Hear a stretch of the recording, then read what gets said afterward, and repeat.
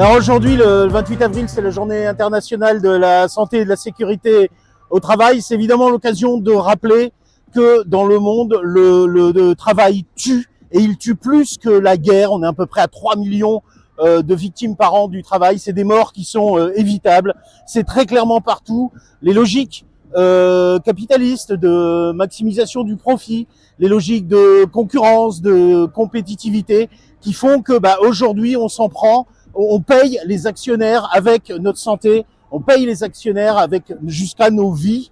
Et en France, on est vraiment pas super bien placé. Hein. On est champion d'Europe sur les questions d'accidents du travail. Hein. Si on met bout à bout les accidents, les déclarations d'accidents du travail, d'accidents de trajet, de maladies professionnelles, ça fait 1 million par an. C'est absolument catastrophique. Il faut voir que cette situation se dégrade et qu'on paye là, je pense, le prix aussi de 10 ans notamment, hein, depuis la Macronie, d'attaque contre tous les dispositifs qui permettraient de faire de la prévention ou de la dissuasion sur tout ce qui concerne la santé au travail. Hein. On s'est attaqué frontalement à la médecine du travail.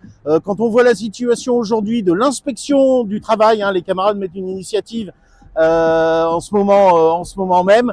Quand on voit la situation des services de contrôle de la CARSAT, quand on voit la suppression des CHSCT, quand on voit comment les documents uniques d'évaluation des risques professionnels sont dans les entreprises perçus comme des contraintes administratives et pas comme des outils pour améliorer la santé des travailleurs et des travailleuses.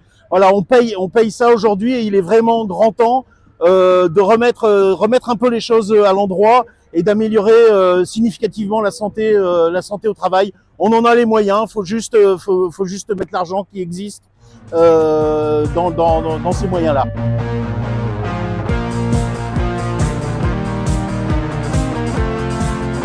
Sur tous ces sujets de santé au travail, comme sur tout l'ensemble des sujets, sur les questions de salaire, de retraite, de protection sociale, sur les questions de services publics, on va évidemment avoir besoin d'élever le rapport de force. Et là, on a une date, on a la journée du 1er mai pour réaliser vraiment un tous ensemble qui soit puissant et envoyer un signal fort au patronat et au pouvoir politique.